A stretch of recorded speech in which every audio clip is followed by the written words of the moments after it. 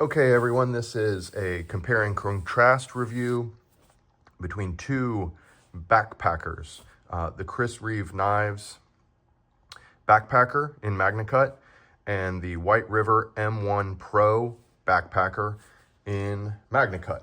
I only buy Magnacut knives anymore at this point, so I'll talk about why later in the video. But if you're looking for a lightweight backpacking knife, fixed blade, in a super steel, you will keep coming back to these two knives. So this is a compare and contrast. You'll see they're lined up here with the coil at the same point so that you can see the difference in blade size and also handle size.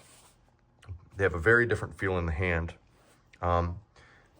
Couple statistics from the website.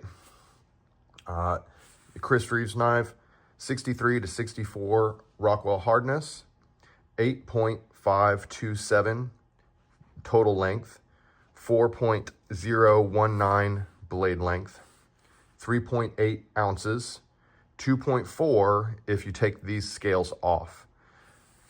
The White River M1 Pro, 62 to 64 Rockwell hardness, 7-inch total, 3-inch blade. Obviously, it's probably not as specific as Chris Reeve, so I didn't measure them. This is what the manufacturers claim. And it is 3.2 ounces total. These scales are not removable. I opted for these because they are more comfortable. My scale, I weighed them as I configured them, came to 160 grams and 120 grams. But I configured them differently. I kind of modified them. So in hand, you will see it's just a very big difference in knife. This one is much more capable. Lot bigger blade. I'm not worried about breaking it with Magnacut and the toughness. And these are not bushcraft knives. These are camp knives. They appear to be made of a very similar stock. So the spine will be the same. This is a flat grind and this is a hollow grind. I found this one to be sharper from the factory than this one, but your mileage may vary on that. In the hand, this one extends all the way through my hand. The White River also extends all the way through my hand, but it does this thing that you may like, you may not like. Right here where your finger goes into the coil, it locks it in, but it creates a weird cutting geometry for me personally. So this feels plenty locked into me, and I like the geometry of where the blade angle sits in relation to all of my hand bones when I'm actually using this knife.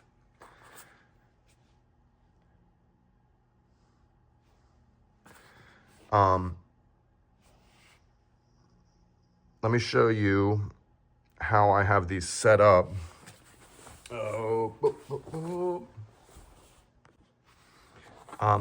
So sheath wise, the M1 backpacker, I did not like the Kydex sheath it came with. It felt chintzy, cheap. I wasn't a big fan. So I purchased an Armitage Architect sheath. If you can find, if Armitage makes an Architect sheath for your fixed blade, they're incredible. They have really great retention, really nice click.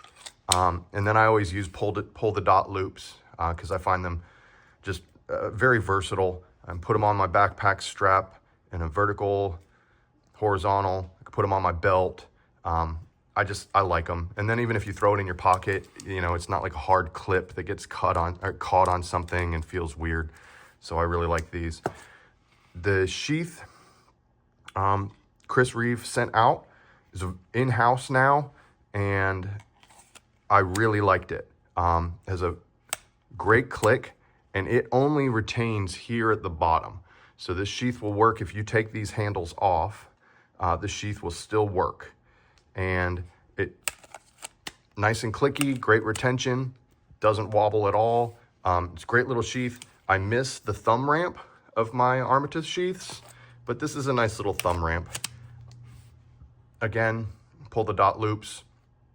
This one I just did some little fun stuff. I put a little ceramic striker for a ferro rod, and then, you know, made a little ferro rod lanyard on the bottom. Just, you know, why not? So as these are set up, we've got 160 grams and 120 grams. This one's got probably, I don't know, 20 grams of ferro rod on it. So less than an ounce difference for, in my opinion, a huge amount of versatility. Was slicing summer sausage with this one, you know, cut it like butter. The hollow ground just goes right through everything, you know, and all the way through, and kind of doesn't start separating it till you get up here. So it's just really, really slicey. This one is just very cutty. So I like them both. I think I'm keeping the Chris Reeve over this one. These are redundant now as far as use case. They're both, this is small, this is medium, but this is so light, I consider it a small knife. So I'm gonna call them both small Magnacut fixed blade knives, and this is the one that I'm gonna keep. So why Magnacut? You guys probably all know this by now, but kind of I'm a pool guy, and so for me, corrosion resistance is paramount. Of course, I like to hold an edge. Of course, I want a tough knife, but they have to be corrosion resistant. And I have had a half a dozen H1 steel knives, and then half a dozen lc200n knives. And now I've had more than half a dozen Magnacut knives because I just love Magnacut knives. So I have a couple of work knives. These are knives that I have used doing pools. So around water constantly, around chlorine, which is very caustic. Chlorine will rust things. I have stabbed bottles of muriatic acid with these knives. Cut open 40-pound bags of pool salt. So pretty much everything you can do to rust a knife, you're gonna do as a pool guy. Of course, H1 steel, this is my oldest one, you know, zero rust. H1 cannot rust, it's not possible. You know, little, I don't know if you can see that, a little rough in here, but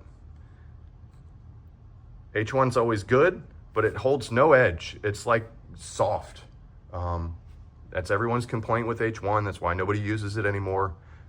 It's great, can't rust, but doesn't hold an edge. And then before Magnacut was invented, I was using lc200n. I got rid of the rest of them. I just have this one because I like it for, you know, cutting bait, that kind of stuff. And if you notice, lc200n can and does corrode and rust, right? So not as good corrosion resistance as H1 steel. And then this guy I've been using for about 6 months. This is Magnacut, and it's got some dirt on there, some sticky stuff, but it does not, this to me, corrosion wise, feels just as good as H1. And I know scientifically it's not, but it feels that way. Because I've never, like, even stabbing a bottle of acid, there's never any discoloration, never any pitting. I've never seen any of that on any of the Magnacut knives. So for me, we now have a corrosion resistant steel that holds a wicked edge and is tough. I mean, I pry things with this tip, and I'm not supposed to pry with a nice knife, I know, but I've never, you know, chipped the edge, never broken the tip, and I'm not, these knives here, I am not gentle on. So if you're on the fence about Magnacut because everything's a little bit more expensive in Magnacut, I get it.